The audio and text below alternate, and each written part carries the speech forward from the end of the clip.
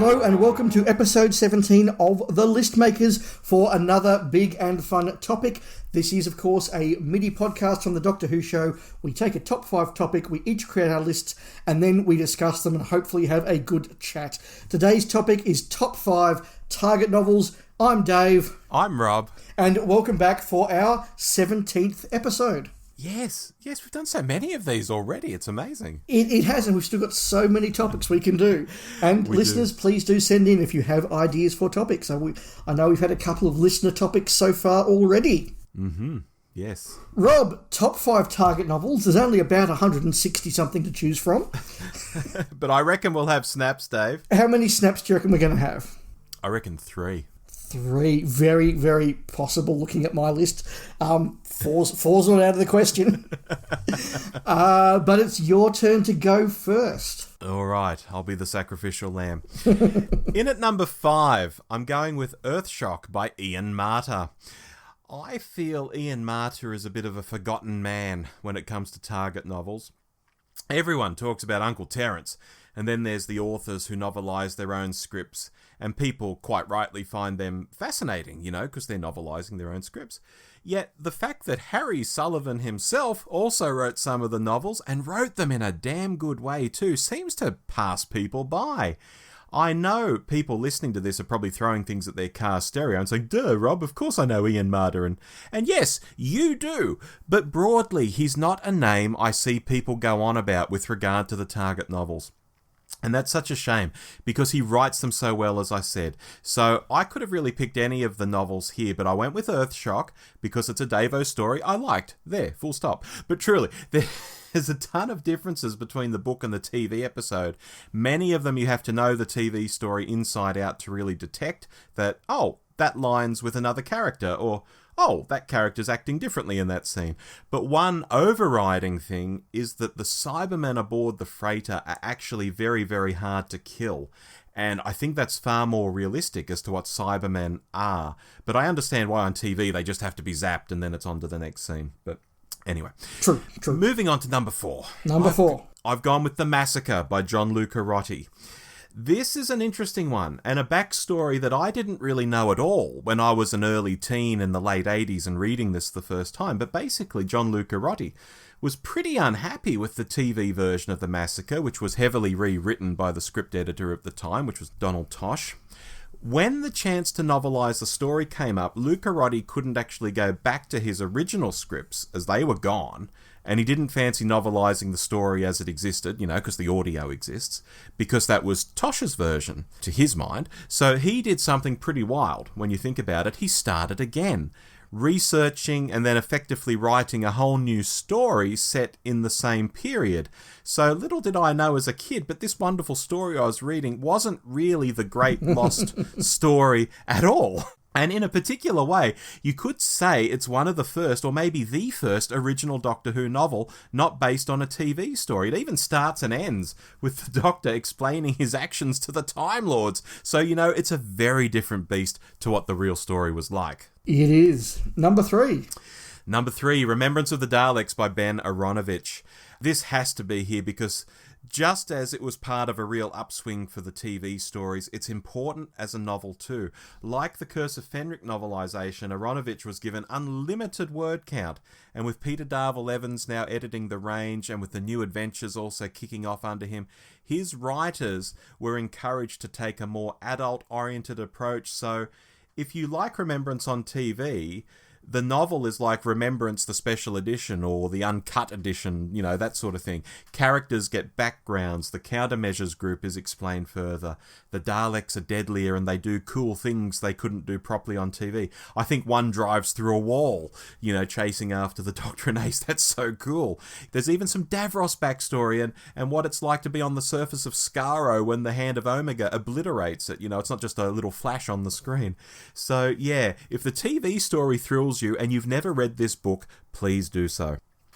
In at number 2, The Mythmakers by Donald Cotton. Donald Cotton's 2 stories are, of course, The Mythmakers and The Gunfighters, and both of them were novelised by him in the 1980s. And in the case of both, he tried to be really inventive with how he retold the stories. This isn't some 120-page, bang-it-out, Uncle Terence special. Indeed, here he has the book narrated by Homer. Yes, Homer of the Odyssey fame, and told entirely from his point of view, meaning there are scenes that were in the TV version that can't be in the novel because they'd make no sense because Homer isn't there to sort of see it and narrate it. Or I say Homer, but he's actually playing the mute character Cyclops from the story. It'll all make sense if you know the Mythmakers. This kind of first-person storytelling is very rare in the target range, so it stands out for that as well.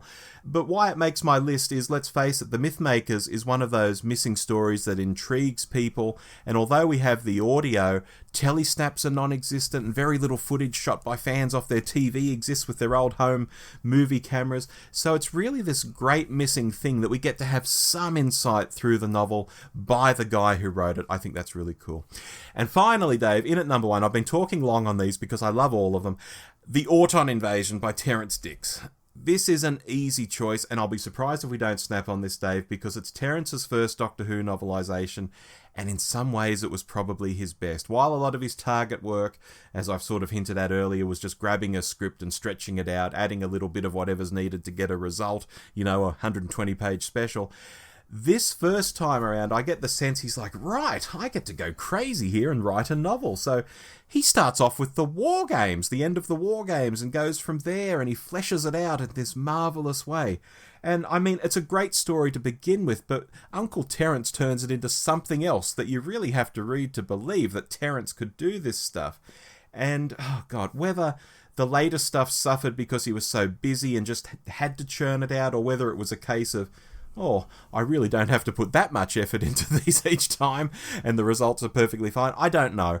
Maybe a bit of each, but this is a target novelisation everyone should find a copy of, second-hand copy, and read it, Dave. Wow, that's a strong list. Oh, I need a beer after that. We have a snap. Snap? Snap.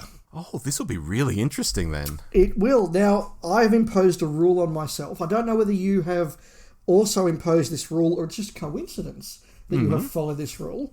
But once again, as we did a couple of months ago, I'm not going to tell you the rule until I get to the end of my list. Okay. So, my list starts also with a Terrance Dicks, also in Season 7, as it happens, and that is Ambassadors of Death. Oh, great. Now, you spoke about the Terrance Dicks novels he did before he sort of was doing literally 10, 11, 12 books a year. And I'm talking here about the novels that he was doing after that period, where more of the authors were doing their own work, particularly the McCoy and the Colin Baker era authors. They were mostly doing their own work, so he had a lot more time to actually get stuck into his commissions.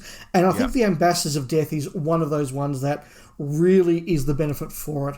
There is a lot of adventure in that story. There's also a lot of character in that story. There are a lot of people with very different and real motivations in that story. And Dicks really fleshes that out and makes it all work in a really effective manner. So I wanted to highlight Terrance Dicks there with Ambassadors of Death.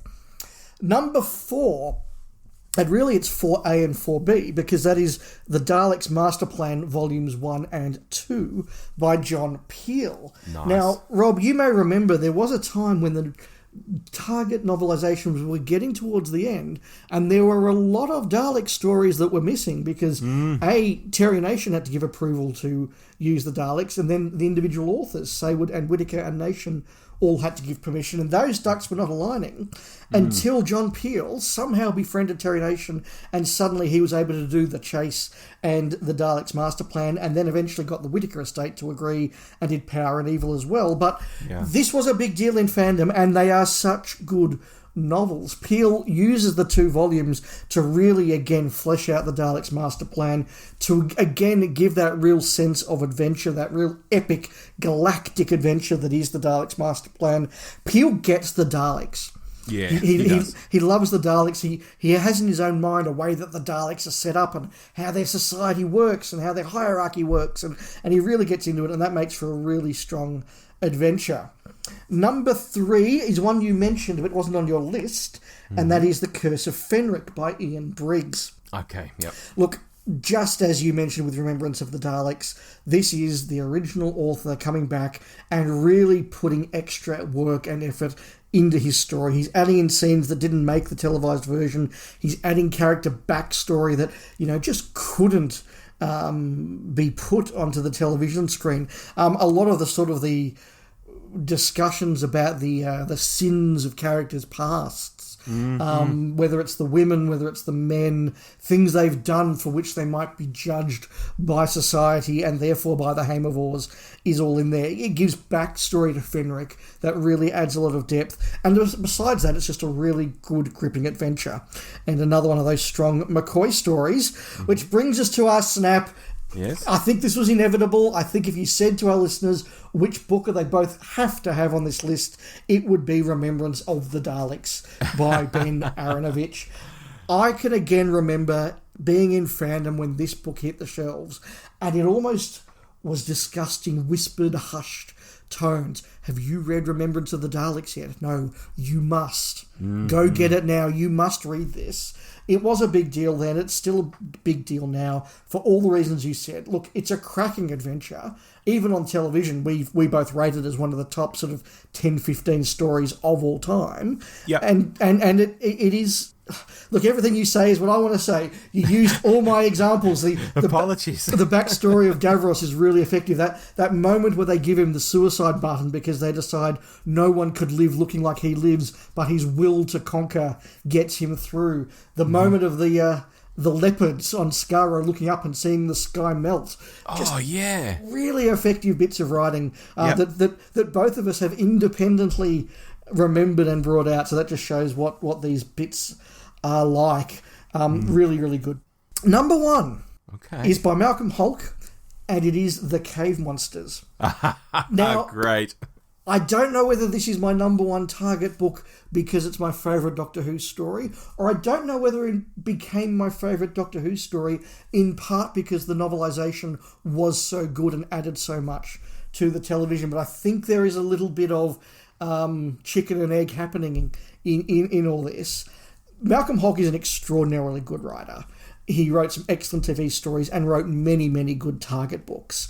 In The Cave Monsters, he again does all his best things in even more depth. You get not just individual characters of the Silurians, but you get to understand each one of them. But the thing that really makes this book for me are all those little character flashes that are not they're not additions to what's on screen, they're expansions of what's on screen. Major Baker on screen, we get the little moment of, why is he so diligent and so exasperating, and well, he had a little trouble a while back, he's trying to make up for it. In the book we learn what that trouble was. Yep. The character of Miss Dawson on the screen, we get a bit of a hint that she and Dr. Quinn are maybe friends and maybe she'd like to be something more. In the book, we expand upon all that. We understand what her life has been like and why she's clinging on to this friendship with Dr. Quinn, even as he's doing some crazy, crazy stuff. One of the oft-quoted and more memorable lines that Miss Dawson has where they're talking about her backstory is that line about she's not quite sure when in her life people went from asking her, when will you get married, to why didn't you get married? But she knows it happened. And that's just, a really good example of writing of a really classic adventure. So they're our 9 picks. Rob, what do you think my rule was that you either deliberately or inadvertently also followed? I'm at a loss, Dave. I've been sitting here the whole time thinking about my choices, your choices, and I don't see a correlation. It might be staring me in the face. Only one per author. Oh, okay. Sure. And I had to impose that rule because, look, I could have filled this list with Malcolm Hulke stories if I really wanted to. By the time I've got Invasion of the Dinosaurs, the Sea Devils, and Colony in Space on that list, along with the Cave Monsters, that's 4 of the 5 slots gone. Ian Briggs, I could easily have had Dragonfire just as much as I had Curse of Fenric. John Peel, I could have had The Chase, Power of the Daleks, Evil of the Daleks. Terrence Dicks, I could have had the Autumn Invasion. I could have had the Abominable Snowman. Another example of Dicks I'll come back to because it makes another point. But yeah, the hard part for me was ranking all of those really good books. And so imposing a 1 per author limit, I thought added some diversity and gave us something else to talk about. Well, you know what? I think if someone's out there listening and they don't have any target novels, if you went out and bought these 9 that we've recommended, I think you would have a great start to a target novel collection. It would just be awesome, actually. It really would. It really would. Interesting point. 3 of the 4 season 7 stories made our list. Yeah. And Wow. frankly, Inferno could have as well if I was having multiple Terrance Dickses. In fact, if I was doing top 5 Terrance Dickses, I would have had Inferno as well. Incredible. So that's pretty impressive. Hartnell and Pertwee with 3 each. Yeah, I'm seeing that. Mythmakers and Massacre for me. And no Toms. No. And you know why it is? Because Tom's from that Terrance Dicks churn 'em out era. Because Tom's from that Terrance Dicks churn 'em out era. And it is kind of unfortunate. You look at all these great Tom stories, and they were just like, we have got a big commercial hit on our hands right now. Get these books out. Of the Tom Baker era, those back 3 or 4 seasons, most of those books were out within 12 to 18 months of them being broadcast. I don't think we really appreciate now how quickly they were turning out those season 16, 17, 18 books. And if it wasn't Terrance Dicks churning them out, it was Ian Marter occasionally doing some of them, and his are some of the standouts, or Philip Hinchcliffe novelising some of them, again, very, very quickly. And yeah, I think it's a real shame that most of the Tom novels fall after that early Target one where we're really throwing everything into the range, or that later Target era where we're taking the time to make this a really big non-page count limited thing. Yeah, look, you see the results there. There are no Toms on this list. Well, you mentioned Ian Marter. What do you think of my idea? Because I really don't know what other people think, but it's my perception that Ian Marter is the forgotten man of Target novels. He is. I can remember a Doctor Who trivia night once where the question was, who wrote the second most number of Target books? And everyone was scratching their heads going, well, it's not Terrance Dicks. Oh, is it? Hulk, is it? And it was Ian Marter. He was the answer. And people remember his books really well. The Rescue, Enemy of the World, The Ark in Space, The Ribos Operation, Earthshock, as you said, they're all really good, strong books. And he does write in a slightly more grown-up way. He does try to add things to the script. Sometimes it's different spellings, sometimes it's extra scenes. Yep. I agree, he's a really, really good author. A novel I thought about having on here, and then I realised it wasn't quite on topic, is The Space Pirates. Now, that's because the topic is the 5 top, and I don't think it's in the top, but if you ask me which book most enhanced a story, I would say Terrance Dicks' novelisation of The Space Pirates does. And look, I'll defend The Space Pirates. I don't think it's as bad as most people say, but it is a weaker story. It's certainly a weaker Troughton, but it's a really, really good book. Having read it in the last 12 months or so, I would offer that it rattles along, and it's so much quicker than the TV story. Yeah, absolutely. I think that the novelisation is the story that Robert Holmes would have written if he'd been a little bit more experienced in television and quite knew how to write for television at the time. That's very fair. Quick one I want to bring up with Remembrance of the Daleks and Fenric in the mix is that influence of Peter Darvill Evans. You know, you love the NAs, Dave. I know you love the NAs. Do you love Peter Darvill Evans coming in and doing all this stuff, not just with the NAs, but with Target novels too? Oh, yeah, absolutely. I mean, there are so many great McCoys from that era. Ghostlight, I don't like the story, but I love the book. Battlefield, I enjoy the story. I really love the book. Even Time of the Rani, although it goes in a very different direction, you can again see Pip and Jane Baker have been given a freer hand to do a little bit more with their story, and that's really effective. But also at the same time, you've got Ian Marter writing The Rescue and turning a 2-episode little closet story into a big, big Target novel. You've got stuff like The Massacre, as you mentioned, those later books. Yeah, there's a really strong influence there, and the start and the end of this range was just spectacular.